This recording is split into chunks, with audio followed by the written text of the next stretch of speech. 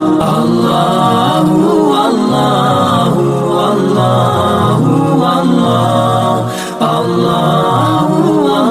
اس course کی خصوصیت جو یہاں تعلیم دی جاتی ہے اس کی خصوصیت یہ ہے کہ اس میں قرآن کے ابتدائی طریقے کو بھی بتایا جاتا ہے کہ قرآن میں کس طریقے سے آپ کو پڑھنا ہے، کہاں پہ آپ کو آواز کو بلند کرنا ہے، کہاں پہ آپ کو کسی حرف کو گھٹانا ہے، کہاں پہ آپ کو جھٹکا لینا ہے،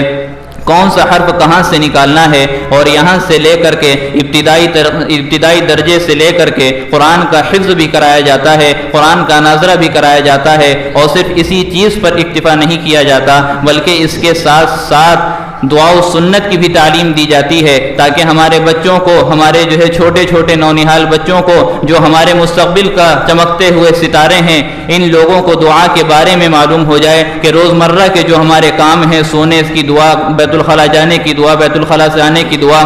اور جو بھی سنت طریقے ہیں وہ چیزیں معلوم ہو جائیں۔ ان دو چیزوں کے ساتھ ساتھ تیسری چیز سب سے جو ضروری ہے آج کے دور میں، ان کے عقائد کی فکر کی جاتی ہے کہ ان کو صحیح عقیدہ بتایا جاتا ہے، قرآن و حدیث کی روشنی میں بتایا جاتا ہے، تاکہ ہمارے بچوں کی عقیدے کی اصلاح ہو سکے، ان کے جو ہے عقیدہ صحیح ہو سکے، تاکہ اگر کوئی سامنے دشمن آ جائے اور اس کے عقیدے کو بگاڑ نہ سکے۔ اگر اس کے پاس اس عقیدے کی تعلیم ہوگی تو کوئی بھی دشمن ہوگا تو ہمارے بچے کے عقیدے کو بگاڑ نہیں سکتا۔ چوتھی چیز اس کورس کی یہ ہے کہ اسلامی تعلیمات، اسلامی معلومات فراہم کی جاتی ہے۔ جس طریقے سے ہمارے اسکولوں میں جنرل نالج کی ایک بک ہوتی ہے جی کے کی، اس میں کوشچن آنسر کی شکل میں بہت سی معلومات دے دی جاتی ہیں، اسی طریقے سے اسلامی معلومات کا اس میں ایک سبجیکٹ رکھا گیا ہے جس میں طرح طرح کی معلومات فرشتوں کے تعلق سے، نبیوں کے تعلق سے دی جاتی ہیں،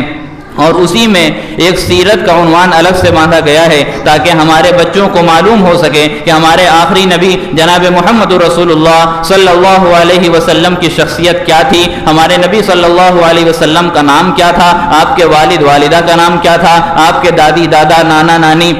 تمام لوگوں کا نام کیا تھا، اور آپ نے کس طریقے سے زندگی گزاری، آپ نے کس طریقے سے مشقتیں اٹھائیں، آپ نے کس طریقے سے تکلیفیں اٹھائیں، آپ نے جو ہے کتنے، آپ پوری رات کس طریقے سے ہمارے لیے روئے ہیں، آپ کس طریقے سے جب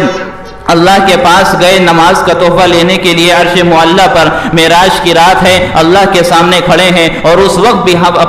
اپنے امتیوں کو یاد کر رہے تھے۔ یہ چیزیں ان کو بتائی جاتی ہیں۔ اور پانچویں اور آخری چیز جو ہے وہ زبان کے تعلق سے عربی بھی سکھائی جاتی ہے، اردو بھی سکھائی جاتی ہے، تاکہ اگر کوئی بھی شخص، کوئی بھی اسلام کا دشمن، مسلمان کا دشمن ہمارے بچوں کے عقیدے پر حملہ کرے، ہمارے بچوں کے اچھے عقیدے کو اور اہل سنت والجماعت کے عقیدے پر حملہ کرنا چاہے تو وہ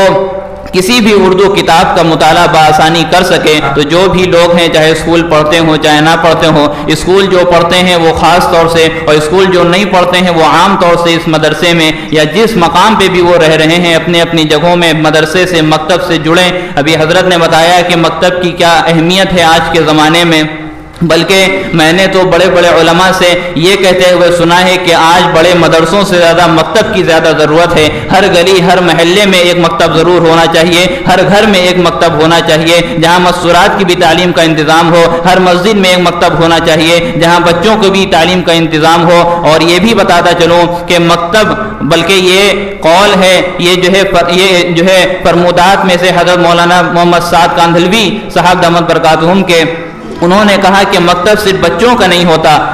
بچوں کا صرف مکتب نہیں ہوتا بلکہ مکتب سب کا ہوتا ہے، بوڑھے بھی اس میں داخلہ لیں، جوان بھی داخلہ لیں، تاکہ وہ سیکھیں۔ اور باقاعدہ جو اس کورس کا انتخاب کیا گیا، اس کورس میں نوجوانوں کے لیے بھی اس میں جو ہے تعلیم کا ایک سلسلہ ہے اور بوڑھوں کے لیے بھی ایک تعلیم کا سلسلہ ہے۔ اگر کوئی شخص چاہتا ہے، اگر کوئی چاہتا ہے قرآن کو سمجھنا، قرآن کو سیکھنا، ہماری عمریں گزر گئیں، ہمارے پیر قبر میں لٹکے ہوئے ہیں لیکن ہم کو قرآن صحیح سے پڑھنا نہیں آتا،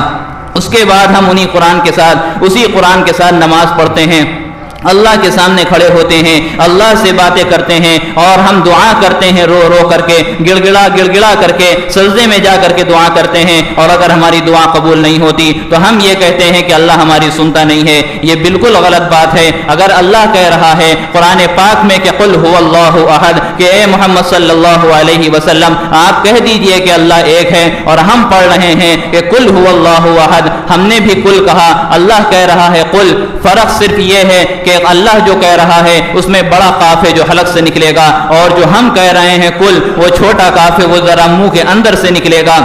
اتنا سا فرق ہونے کے ساتھ ساتھ ہم معنی اس کا بدل دیتے ہیں۔ اللہ کہہ رہا ہے کہ کہہ دیجئے کہ اللہ ایک ہے، اور ہم کہہ دیتے ہیں کہ کھا لیجئے کہ اللہ ایک ہے۔ اسی طریقے سے بہت سی مثالیں ہیں۔ صیف کے معنی گرمی کے ہوتے ہیں۔ اگر ہم نے لإیلاف قریش ایلافہم رحلۃ الشتاء والصیف کہا تو گرمی کے معنی میں ہے، سین سے کہہ دیا تو تلوار کے معنی میں ہے۔ انا اعطیناک الکوثر، ہم نے آپ کو حوض کوثر عطا کیا۔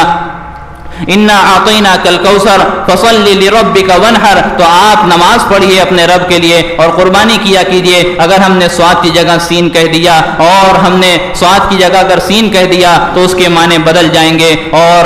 علماء نے تو یہ کہا ہے کہ اتنے معنی بدل جائیں گے کہ ہمارے ایمان کا بھی خطرہ ہے، ہمارے دل سے ایمان نکل جائے گا۔ ذرا ذرا سے معنی بدلنے سے، ذرا ذرا کے حروف کے بدلنے سے معنی بدل جاتے ہیں۔ معنی کے بدلنے سے ہماری نماز اور ہمارا ایمان جاتا رہتا ہے۔